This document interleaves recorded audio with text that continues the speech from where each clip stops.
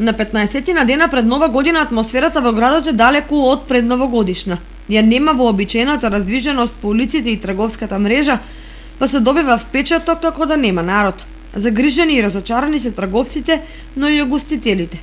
Како тргнал современиот начин на живот, граѓаните ќе мора да ги менуваат навиките на ресторантски и домашни прославувања на тогашна лудата ноги во годината.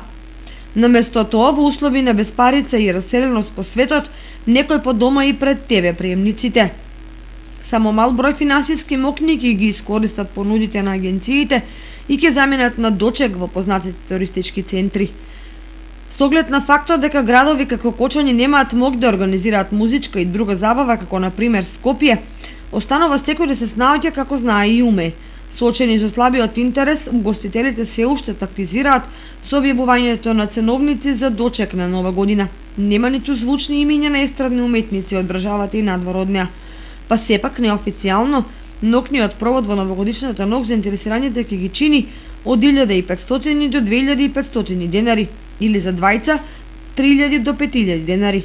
Кога на тоа ќе се додадат и издатоците за гардероба и други потрепштини, на еден млад или семеен пар пак ќе му требаат 100 до 200 евра да се израдува на најлудата ноќ. За некого малку, за некого премногу.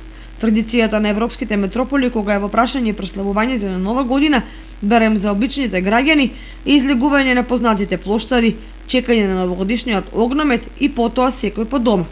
Кај нас некогашната социјалистичка традиција на полни ресторани и хотели некоја сметаа за расипништво, а сегашната апатичност за затворање на поединецот сам во себе.